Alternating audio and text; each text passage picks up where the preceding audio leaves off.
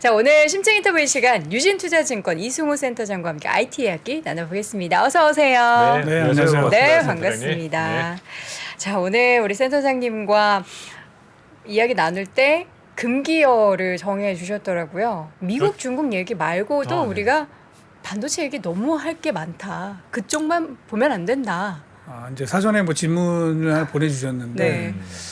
좀 그동안 너무 많이 얘기했던 것들은 뭐 빼고. 굳이 뭐 해야 되나 싶어가지고 네네. 새로운 거 금기어는 아니고요. 해도 되지만 여쭤봐도 되나요? 네. 그럼 새로운 알겠습니다. 거는 뭐 어떤 측면에서 오늘 전반적으로 좀 확인을 새롭다기보다는 해볼까요? 우리가 이제 2022년도 반도체가 다운턴을 저희가 심하게 겪었는데 맞습니다. 그렇죠. 이게 이제 과거랑 좀 다른 부분이 좀 있었던 것 같아요. 음. 그래서 이제 그 부분을 좀 말씀드리고 싶은데 네. 일단 많이 빠졌죠. 네. 많이 빠질 수 있는데 우리 뭐 선생님 아시겠지만 우리 반도체 애널리스트들이 항상 얘기하는 게 있거든요. 이게 수요가 줄 수도 있냐 이제 이런 질문들을 가끔씩 하세요. 네네. 근데 저는 여러 번 그 질문을 받았는데 그런 일은 없다. 그러니까 가격은 빠질 수 있지만 예를 들면 흔히 말하는 이제 빗 그로스라는 게 네네네. 마이너스가 나는 경우는 없다. 음. 이제 그렇게 믿고 있었죠 저희가. 네네. 근데 지금 뭐 아직 집계는 최종 안 됐지만 네네. 디맨드 빅그로스가 둘 다 마이너스가 난 거였습니다. 네 그렇군요. 디램과 낸드가 둘 다 마이너스가 났고 음. 이거는 이제 굉장히 좀 충격적인 겁니다. 음. 왜냐하면은 원래 과거의 스토리는 그런 거잖아요. 반도체는 가격이 빠지면 그만큼 구매 수요가 늘어서 네네. 빅그로스가 좀 늘어나고 네. 그걸로 약간 어떻게 좀 완충 작용을 할 수 있다라고 봤는데 물론 뭐 그 전에 따지고 보면은 재고가 너무 많다는 이런 좀 특징적인 것들이 있었지만 2022년 한 해는 어쨌든 충격적으로 디램과 낸드 둘 다 빅그로스가 마이너스가 난 그런 상황이었습니다. 그리고 네. 이제 제가 뭐 나름대로 좀 오랫동안 이제 시장을 봐온 그런 경험을 말씀드리면은 네. 이게 이제 마치 언제랑 비슷했냐면 2001년도에 2001년이요? IT 버블이 꺼졌던 그렇죠. 시점이요. 2001년도에 IT 버블이 꺼졌을 때 네네. 시장에서 이제 충격을 받은 게 뭐냐 PC가 네네네. 처음으로 역성장을 했죠. 그랬죠. 인류 역사상 처음으로 역성장을 했습니다. 사실은 이제 그 전에도 보면은 PC가 사이클을 좀 보이면서 근데 설마 역성장이라는 게 과연 나겠냐라고 했는데 역성장을 해버린 거죠. 그렇죠. 우리가 흔히 뭐 보급률이 여전히 계속적으로 상승을 해야 네. 되는데 어떻게 줄 수가 있냐 이런 그렇죠. 해석이었잖아요. 그렇죠. 근데 그러고 나서 이제 결과적으로 그 여파가 뭐에 영향을 줬냐면은 그 PC 업체들의 밸류에이션을 끌어내리는 네네. 그런 결과로 이어졌죠. 네. 그 전까지 2000년 이전까지는 사실 대표적인 IT 기업 그러면 뭐 HP, 델 네, 그렇죠. 대표적인 회사였고 네네. 요새는 이제 CES가 뭐 하두기는 하지만 그때 2000년 초반까지는 컴덱스라는 게 있었어요. 그렇죠. 컴덱스. 네, 맞습니다. 컴덱스가 최고의 그 IT IT. 관련된 그 전시회였고 CES는 거의 명함도 못 내밀었었어요. 근데 결국은 PC가 역성장을 하고 나면서 판도가 바뀐 거죠.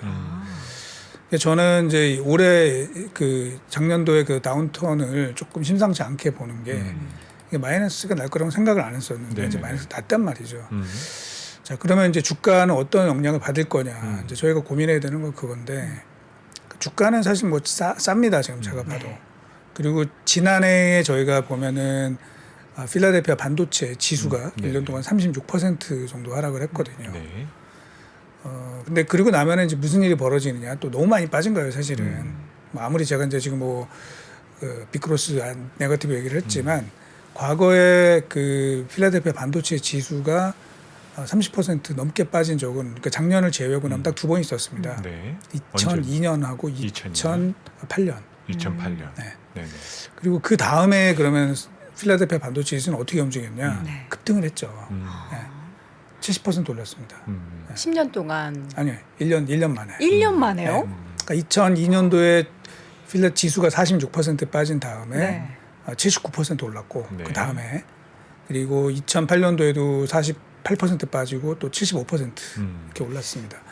사실 지난해에도 이제 반도체가 많이 빠졌잖아요. 그래서 사실은 제가 올해 이제 그 시장이 열리는 날 네. 보고서를 연달아서 두 개를 썼어요. 네네. 이제 지금 말씀드린 그 데이터를 보여드린 겁니다. 네. 그래서 반도체 지금 상황이 되게 안 좋아 보이는데 주가는 의외의 결과가 나타날 수 있다. 생각보다 선전한다. 왜냐하면 이제 반도체라는 게 이제 뭐냐면은 그래도 중요한 산업이잖아요. 네, 그렇죠. 굉장히 중요하고 미래의 어떤 제품이나 서비스의 경쟁력을 좌우하는 게 안 들어갈 수가 반도체인데 없고요. 1년에 30% 40%가 빠졌다. 이건 좀 사실은 과도한 거죠. 그러면은 이게 반등할 가능성이 굉장히 커요, 사실은.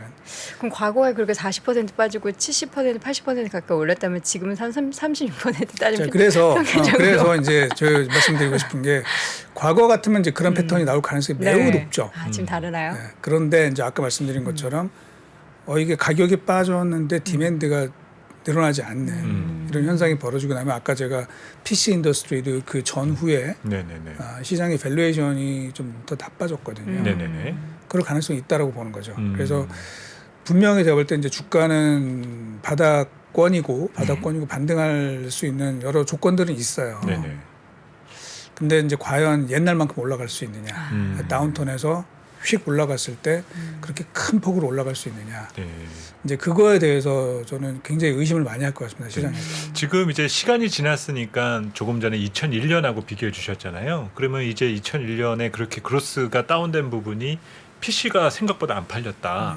이것을 이제 우리는 지금 이제 이해할 수 있으니까 그러면 지금은 그렇게 그로스가 약해진 거에 대한 근본적 이유를 무엇이다라고 저희는 정의를 내려야 될까요? 그러면 그게 회복되는지 여부에 따라서 이제 반도체 수요가 달라진다라는 거잖아요. 그러니까 이제 뭐 하나로 얘기하기는 좀 그렇지만 그때랑 지금에는 또 비슷한 게 또 뭐가 있냐면 버블이 껴 있었다는 거죠. 거품은 약간 네, 있었다. 그러니까 99년, 2000년 우리 뭐 기억나실 네네네네. 겁니다.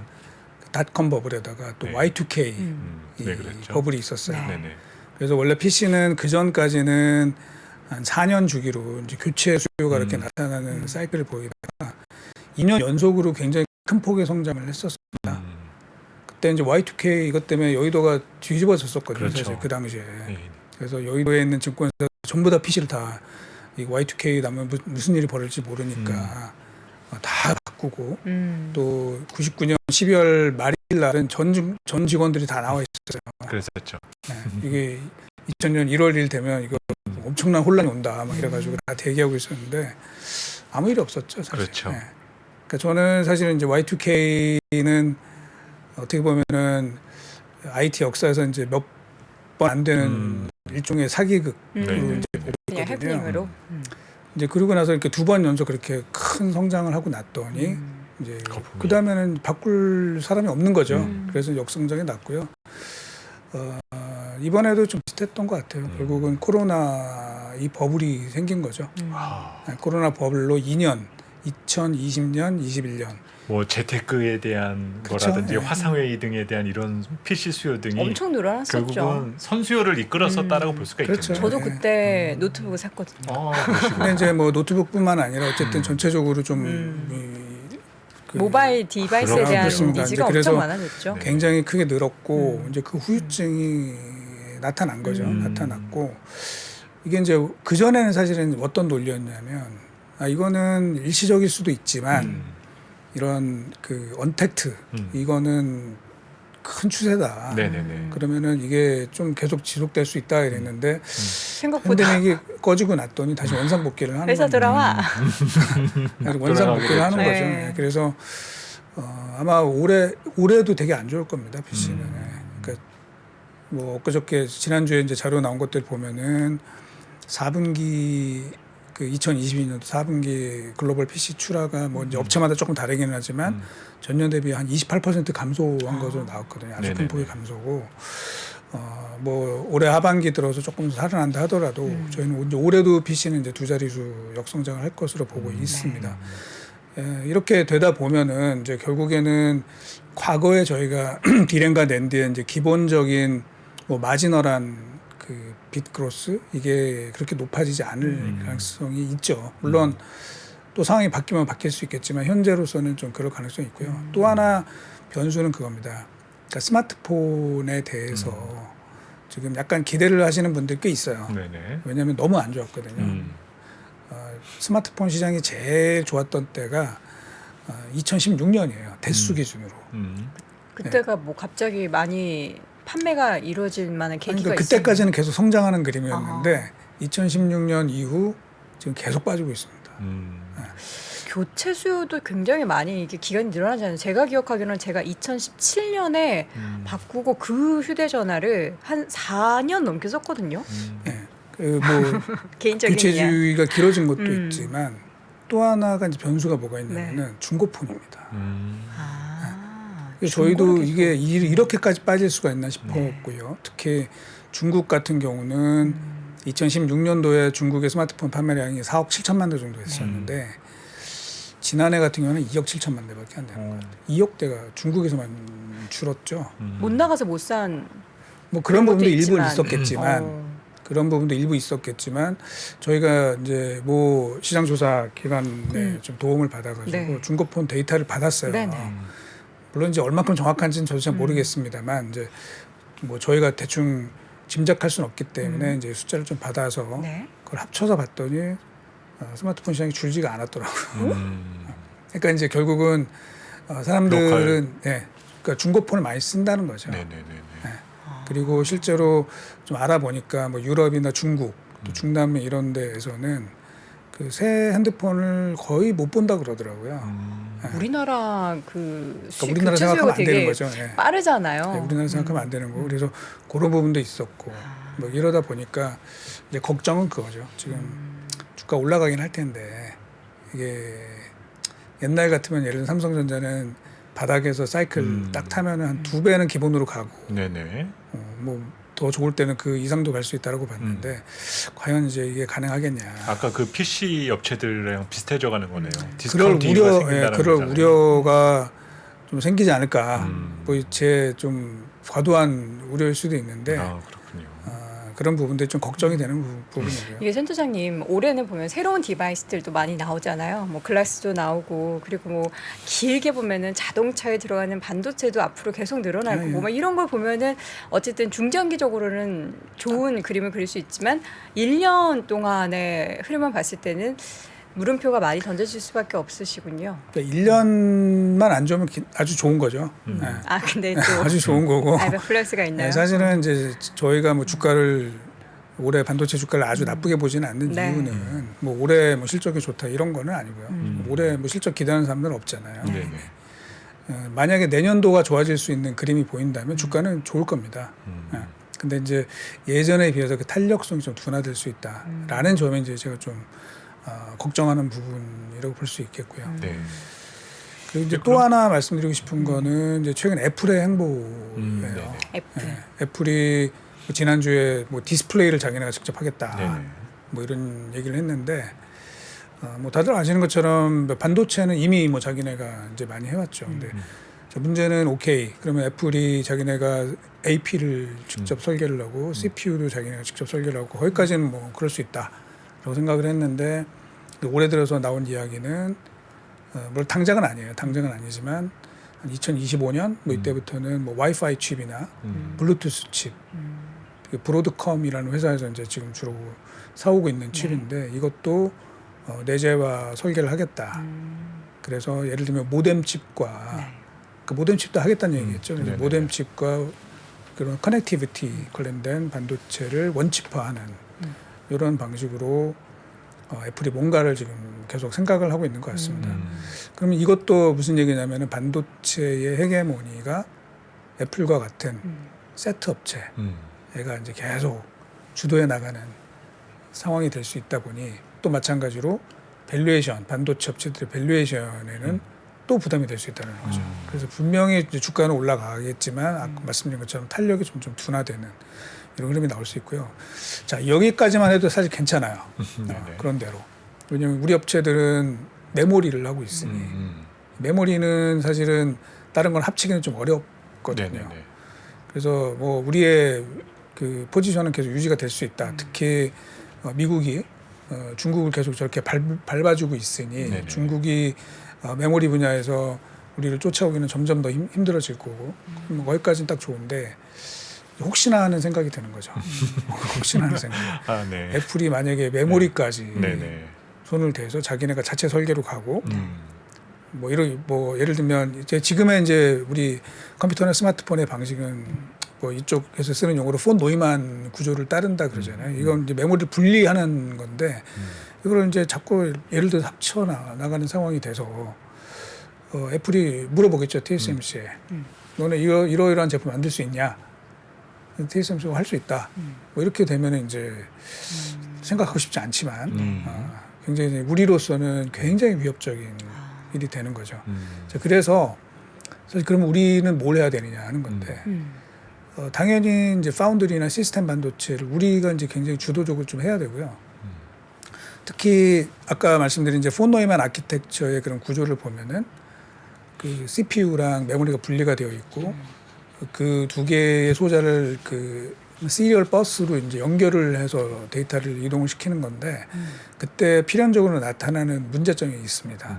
흔히 말하는 이제 바틀렉이 생긴다는 거죠. 메모리 바틀렉이 생기게 되는데 그거를 해결하기 위해서 현재 컴퓨터나 뭐 스마트폰에서 쓰고 있는 방식은 뭐냐면 CPU 내에 일부 메모리를 두는 방식이에요. 네, 다 쓰고 있습니다. 그래서 CPU 내 이제 레지스터 메모리라는 게 있고 그다음에 들어보셨겠지만 이제 캐시 메모리가 있습니다. 그래서 레벨 1 캐시, 레벨 2, 레벨 3까지 이렇게 나가서 약간의 이제 메모리를 좀 두고 데이터로 왔다 갔다 하는 걸 좀 줄이는 방식이 있는데 이제 이거를 해결할 수 있는 근본적이라고 하긴 좀 그렇지만 어쨌든 좀 돌파구가 될 수 있는 것들이 국내 업체들이 다 준비는 하고 있어요. 그러니까 프로세싱 인 메모리 많이 이제 들어보셨을 텐데 뭐냐면 역으로 가는 거죠. 지금은 CPU 내 메모리 소자를 약간 이제 심어 놓는 건데 그게 아니라 메모리에다가 아예 로직 칩을 박아 놓자 이런 거죠. 메모리에다가. 이제 그러면 이거는 이제 우리가 주도권을 쥘 가능성이 있는 그래도 희망이 좀 될 수 있거든요.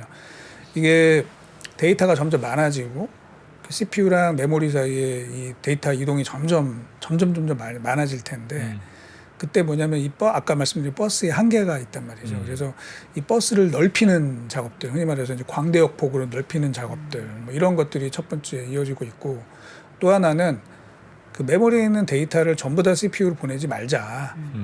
그러니까 메모리가 스스로 이제 생각하게 해서 얘가 걸러가지고 데이터를 보내면 그러면 CPU는 훨씬 더 일이 좀 적어지고 그러면서 속도를 높일 수 있다는 얘기죠. 뭐 이런 거랑 같습니다. 우리 시니어 애널리스트들이 RA를 두고 이제 일을 한단 말이에요. 그럼 RA한테 뭐 예를 들면 뭐 관련된 산업 데이터나 또는 신문 기사나 이거 정리해서 보내 그러면은 막 일 잘 못하는 친구들은 오히려 그냥 다 보냅니다. 거르지 않고. 그렇죠. 그러면 이제 우리가 다 이거 뭐 분리하고 뭐 이래야 돼. 그런데 정말 이제 아주 스마트한 그런 봐야 할 것만 그런 친구들 그렇죠. 딱 핵심만 정리해가지고 요약해서 딱 보내게 된다는 거죠.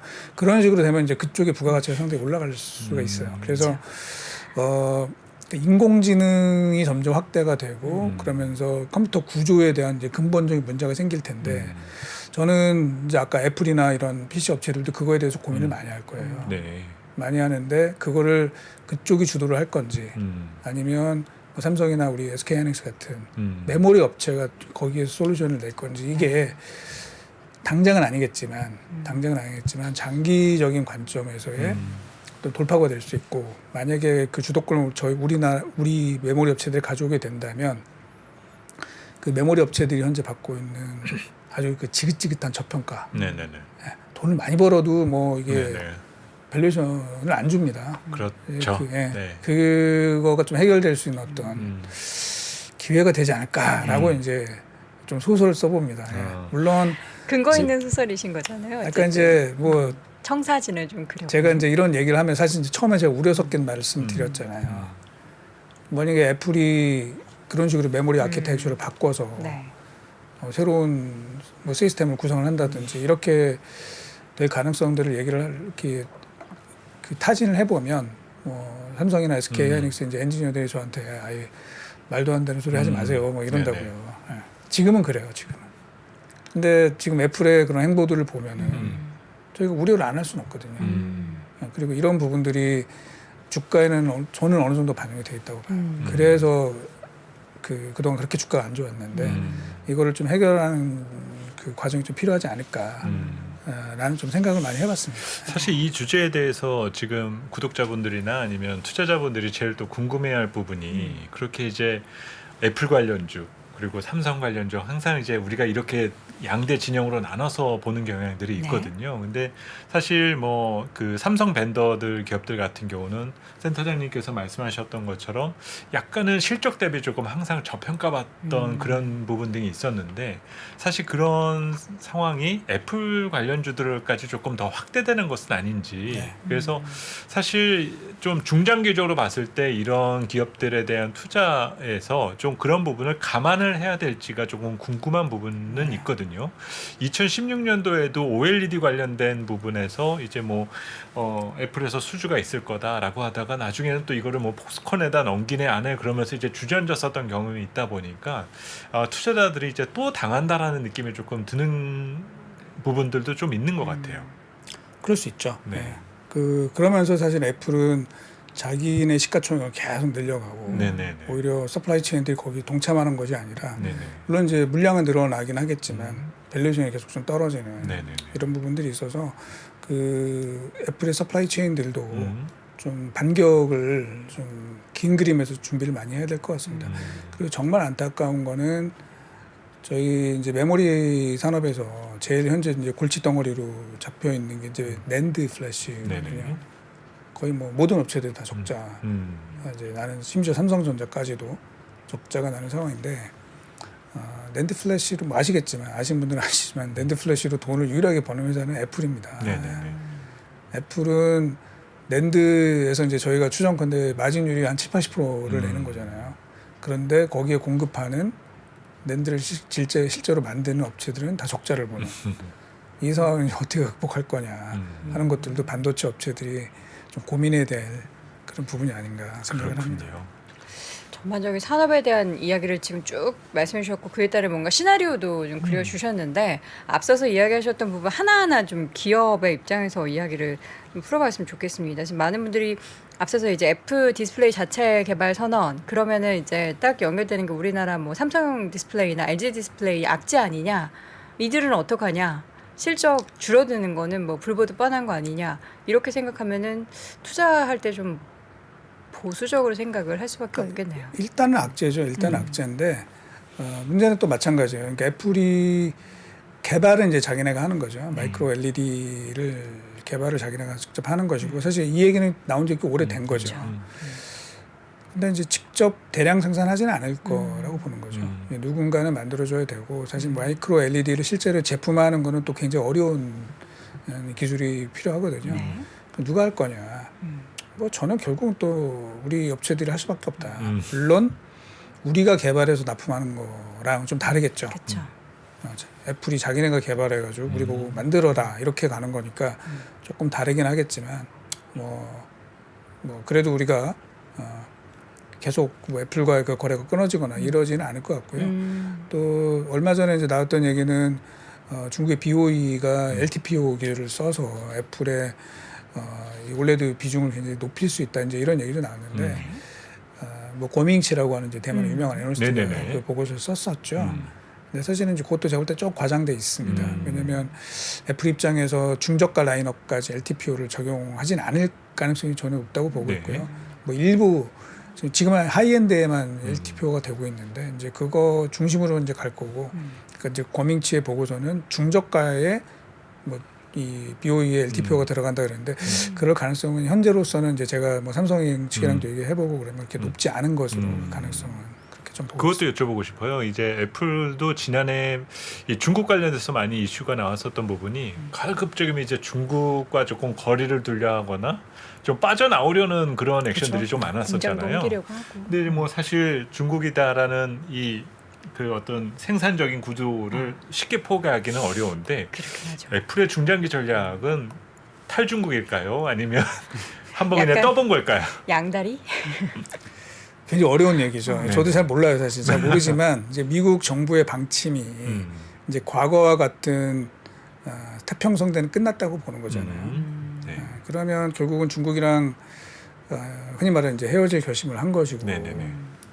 그러면 애플에도 이제 장기적으로 그런 압박이 계속 올 것 같습니다. 물론 지금 애플의 그 많은 물량을 소화할 수 있는 나라가 없죠.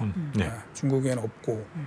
그런데 이제 미국은 장기적으로는 뭐 다른 나라 이제 서방 진영 으로 이제 그 생산 기술을 옮길 텐데 이제 이게 만만치는 않아요. 근데 네. 이제 그거를 완성할 수 있는 그런 돌파구는 이제 흔히 말해서 이제 많은 분들이 얘기하는 건데 로봇 산업과 같이 가야 되는 거죠. 그러니까 지금은 그 중국의 그 인건비하고 중국의 인프라 이거에 의존해서 생산을 많이 했었는데 아직 뭐 동남아나 인도나 이런 쪽은 인프라 갖추기가 쉽지 않고 그리고 인건비는 싸지만 그리고 이제 예를 들면 우리나라나 뭐 미국 자체 같은 경우는 뭐 인프라가 된다 하더라도 인건비가 비싸고 이렇게 되는 거잖아요. 그거를 컴프로마이즈 할 수 있는 거는 저는 우리나라가 거기서 기회를 잡을 수도 있다라고 생각을 합니다. 그렇군요. 뭐 예를 들면 우리나라의 이제 어떤 기업이 폭스콘의 역할을 해주는 거죠. 로봇을 이용해서. 뭐 제가 이제 이런 얘기를 하면 이제 너무 긍정적으로 본다 뭐 이러시는 분들도 있는데 장기적으로는 저는 이제 그런 청사진을 좀 그려놓고 관련된 산업에 대해서 포석을 좀 하는 게 기업 전략으로 좀 필요하지 않나 이렇게 생각을 합니다. 반도체 얘기하면 또 우리 투자자분들이 사랑하는 삼성전자, SK하이닉스의 실적 4분기 실적 얘기 안 할 수가 없습니다. 뭐 예상을 했지만 잠정 실적일 때 삼성전자 발표가 된 내용들이 어느 쇼크 수준이었고 SK하이닉스는 발표는 안 했지만 뭐 삼성전자가 이러니까 뭐 SK하이닉스라고 어쩔 도리가 없지 않겠습니까? 실적 내용 보시면서 어떤 생각이 좀 드셨습니까? 일단 많이 놀랬고요. 예. 놀라셨어요? 네. 저뿐만 아니라 이 정도는 사실 아니었을. 그렇죠. 안 좋을 거라고 생각을 했었지만 네. 과연 이 정도냐. 실제로 이제 삼성 내부에서도 놀랐다 그러더라고요. 그래요? 어떻게 이럴 수가 막 이럴 정도로 네. 좀 충격적이었고요. 이게 이제 좀 안 좋은 점을 말씀을 드리면은 이번에 이제 삼성이 저는 이제 메모리가 거의 뭐 적자 아니면은 이 4분기부터 또는 BP 정도에서 크게 벗어나지 않았다고 보고 있는데 예전에는 안 그랬거든요. 네. 예전에는 원래 삼성이 마진이 좀 높지 않습니까? 네네네. 그러면 이제 다른 업체들이 이제 적자 막 물론 예전에 뭐 업체들이 많았으니까 그렇기도 하지만 적자 막 들어가요. 삼성은 계속 이익이 나는 거죠. 그리고 아주 심한 다운턴일 때 그런 업체들이 적자를 뭐 한 서너 분기 이렇게 가면 그때쯤 가서 이제 삼성전자도 적자를 한번 나든지 이렇게 되는데 이번에는 뭐냐면 거의 모든 메모리 업체들이 3분기까지는 다 이익을 꽤 냈단 말이죠. 네네. 4분기 때 다 동시에 거의 적자 비슷하게 지금 가는 상황이에요. 그냥 단순하게 생각하면 이런 거죠. 격차가 없어진 거 아니야? 이제 이런 우려가 딱 되는 거죠. 삼성과 다른 기업들 간에. 그러니까 심지어는 나냐라는 회사 있잖아요. 네네네. 이제 거기도 지난주 실적 발표를 했는데 상당히 적자가 났어요. 근데 네. 거기도 3분기까지 흑자였고 이번에 이제 적자 영업이익률 마이너스 19.4%가 났는데 사실 이 정도면은 이제 국내 업체들은 이익이 나야 돼요. 나냐가 마이너스 19.4. 왜냐하면 예전에 나냐가 영업이익률 마이너스 90%낼 때도 마이너스 90% 낼 때도 우리는 흑자를 냈었거든요. 그런데 이번에 그 회사가 마이너스 19%. 근데 하이닉스도 적자. 어쩌면 삼성도 적자. 또 미국의 마이크론도 적자. 이거 좀 이상하다. 왜 이렇게 격차가 안 나는 거지? 이런 우려가 좀 된다는 거죠. 그래서 주가가 안 됐던 것 같아요. 반사이득이라는 게 별로 없었다라는 거네요, 결국에는. 그러니까 이제 이거를 굳이 제가 해석을 드리자면은 우리 뭐 그 미세 공정이 사실은 이제 좀 약간 막혀 있잖아요. 네네네. 잘 진행이 잘 안 되거든요. 특히 이제 삼성은 관련해서 EUV 기술을 다른 메모리 업체들보다 훨씬 더 적극적으로 네네. 막 투입을 해가지고 연구 개발을 하다 보니까 당연히 그게 이제 부담이 됐던 거죠. 그래서 정말 이제 시장에서 EUV 하는데 그 삼성이 정말 치고 나갈 수 있는 거는 제가 볼 때 EUV를 안정화시키는 이 기술이 정말 중요한 것 같아요. 그래서 이게 안정화가 되고 과거처럼 좀 수율이 올라가는 게 이제 눈에 보이게 되면 다시 격차가 벌어지겠죠.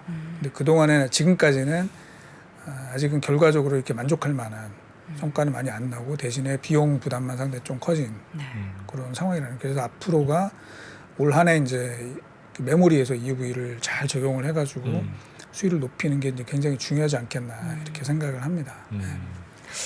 문제는 지금 이제 4분기 어닝 쇼크라는 표현까지는 이제 이해가 되는데 이제 문제는 이 여진이 1분기, 2분기가 조금 더 남아 있는 상황이잖아요. 네. 그리고 SK 하이닉스도 아직까지 실적이 안 나와 있다 보니까 설명절 끝나고 나서 이제 발표 확인하게 될 그런 숫자에서부터 시작해서 23년에 대한 가이던스가 각 기업들이 어떤 식으로 얘기를 다룰지 그것도 조금 궁금해요. 가이던스를 국내업체들은 잘 안 주죠. 일단 네. 예. 가이던스를 안 줍니다. 좀 줬으면 좋겠는데 뭐 미국처럼 매출 네. 얼마, 뭐 그러니까요. 마진율 얼마 이렇게. 그게 불가능한 건가요? 아니면은 뭐 약간 글쎄 내부적으로 뭐 틀리는 거에 대해서 이제 그 두려움이 압박감이? 커서 그런지 뭐 왜 그런지 모르겠는데 이제 되게 낮게 주고 실질적으로 많이 내서 미국은 항상 그 가이던스 상회 시장은 한우 이런 뭐 그런 것도 식이잖아요. 있고 그렇죠. 이제 또 몰리죠. 애널리스트 네. 추정치가 좀 몰리죠. 그래서 이제 어떤 분들은 미국 애들은 보면은 그 실적 추정치가 크게 차이가 안 나고 네. 비슷하게 간다 그러는데 그거는 가이던스를 주기 때문에 그래요. 그렇군요. 네. 우리는 안 주잖아요. 그래서 뭐가 문제인지 깜깜합니다. 지금. 네.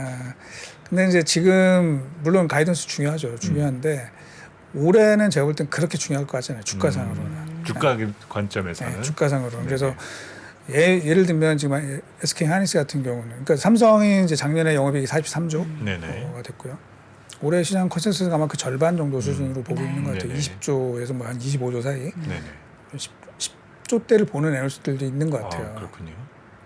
굉장히 안 좋게 보는 거고 SK 하이닉스는 뭐 4분기 나와봐야 알겠지만 한 2020년도 한 7조 원대 뭐 이 정도가 될 것 같고 지금 2023년도는 뭐 당연히 적자 폭이 굉장히 클 거고요. 그렇죠.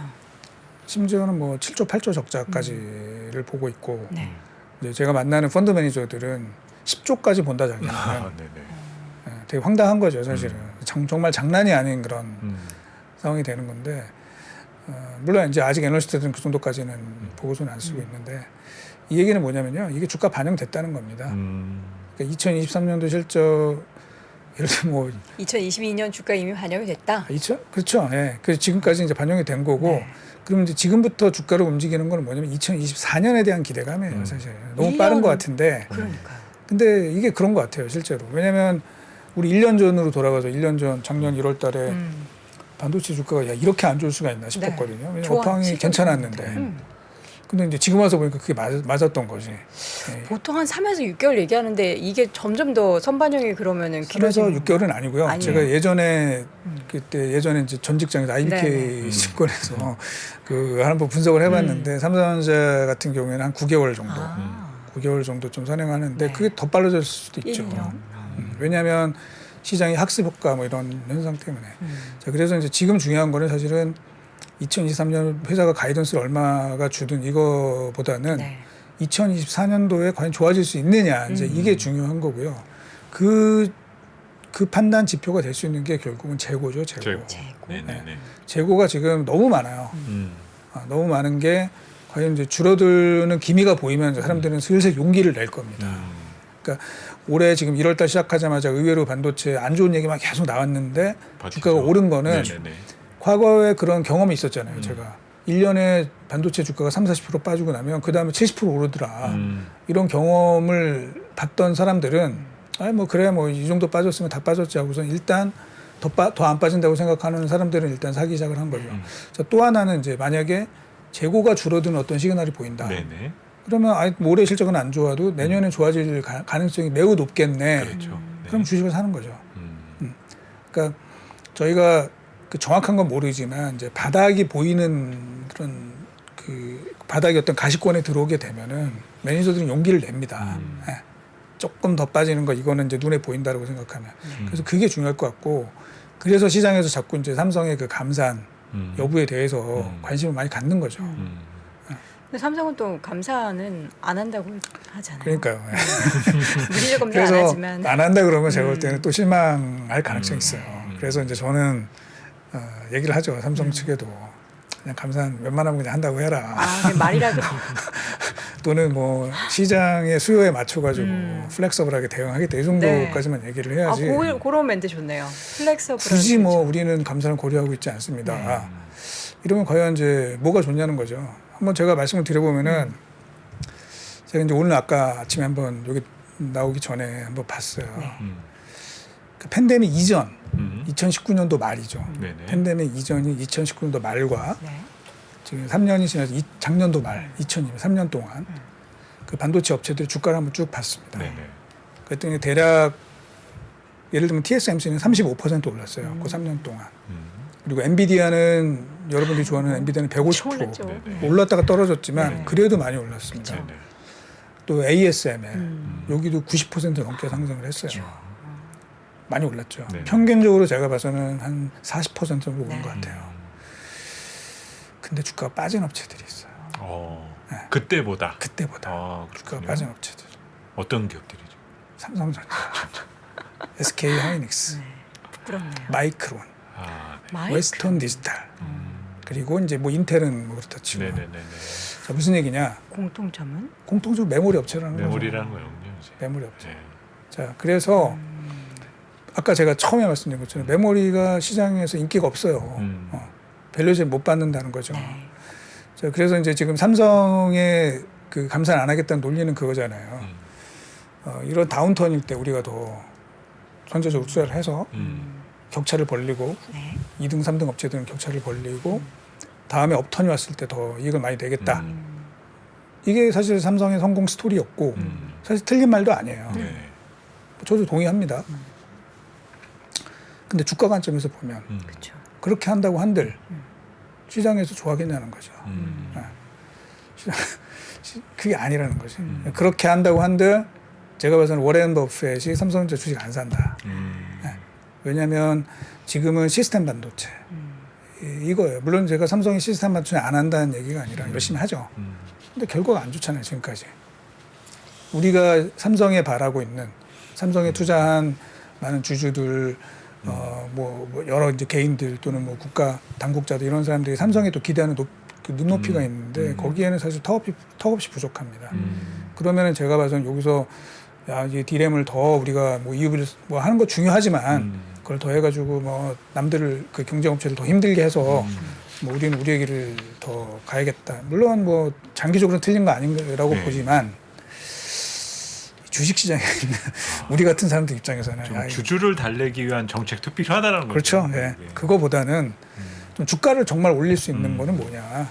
메모리를 좀 빨리 안정화시키고, 그러니까 메모리가 그렇게 다운턴이 안 간다라는 인식을 좀 심어주고, 그 다음에 그 여력을 또 시스템 반도체에 더 쏟아서 좀 빨리 뭐 애플 오더를 좀 받고 뭐 이러는 게 더 좋지 않을까라고 이제 저는 계속 얘기를 하죠. 예. 그러면 이제 결론적으로 개인 투자자들이 생각했을 때 올해 반도체 업황에 대해서는 기대감 낮춰야겠지만 어쨌든 2024년도 우리가 아직 모르잖아요. 모르죠. 명확하게. 그러니까 재고를 보자는 거죠. 근데 그래서 재고가 줄어드는 상황이 네. 되면 그럼 점차적으로 이게 개선이 될 거고요. 특히 제가 뭐 삼성이 안 한다고 하는 그 감산에 대해서 자꾸 얘기를 하는 게 네. 만에 하나 이제 삼성이 감산을 공식화하는 아직은 공식은 안 했지만 네. 공식화한다 그러면 무슨 일이 벌어질 것 같냐. 그러니까 반도체를 사야 되는 뭐 서버 업체나 PC 업체나 이런 입장에서는 그런 마음이 급해집니다. 쟁여야죠. 그럼. 그렇죠. 지금은 제일 싼데 삼성이 감산하면 가격이 안 빠질 텐데 올라갈 테니까. 그러면 재고가 더 빨리 줄죠. 그럼 재고가 금방 줍니다. 그거 재고가 아는데도 왜 삼성이 안 할까요? 아까 말씀드린 것처럼 그게 이제 과거의 삼성의 성공 스토리였죠. 안 좋을 때 더 밀어붙여가지고 격차를 벌리는 게.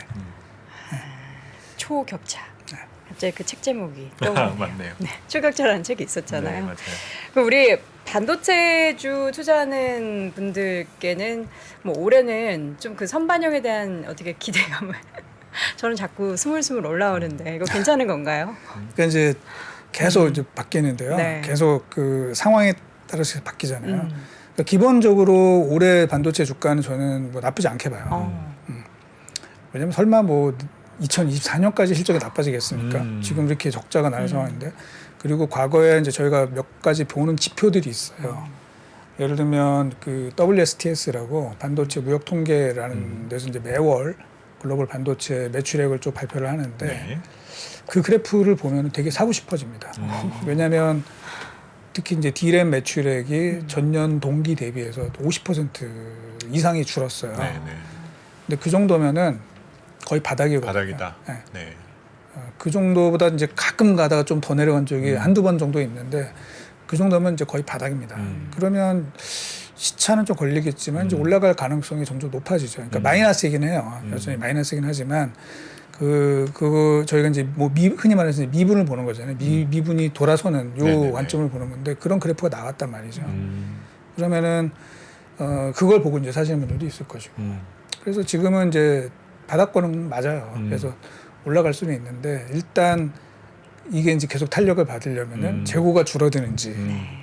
예, 그러려면은 이제 삼성이 무슨 얘기 하는지 이런 것들이 상당히 중요하게 작용할 수 있다라고 보고 있습니다. 네. 가장 중요한 키워드가 감산 그리고 재고 두 가지 키워드로 네. 정리할 수 있을 것 같습니다. 근데 실질적으로 그때도 감사는 안 한다고 했을 때 이렇게 물리적으로는 안 하겠지만 뭐 공장을 살짝 멈춘다거나 아니면은 뭐 이렇게 시설 정비한다거나 이런 것도 어찌됐든 그 생산 안 해내는 거기 때문에 감산이다 이런 얘기가 있었잖아요. 네. 그거는 카운트 안 하시는 거죠?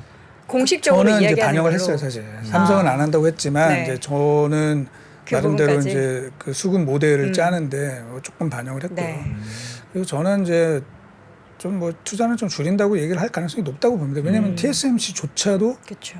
투자를 줄인다고 했는데 삼성이 네, 삼성이 뭐 굳이 뭐 그렇게 해야 되나 네. 생각이 좀 드네요. 네. 알겠습니다. 오늘 또 이야기를 뭔가 이렇게 쫙 이야기 보따리를 풀어내 주신 것 같아서 정말 집중해서 반도체 얘기했는데 정말 미국, 중국 빼고도 할 얘기가 너무 많네요. 맞습니다. 네, 오늘 좀 반도체 투자에 대해서 여러분들도 뭔가 살짝 길이 보이실 것 같다라는 생각이 드는데 저는 이 설레는 마음을 조금 진정시키고 반도체주 냉정하게 바라보겠습니다. 자, 오늘 신청 인터뷰 이 시간 유진투자증권의 이승우 센터장 함께했습니다. 센터장님 고맙습니다. 네, 잘 썼습니다.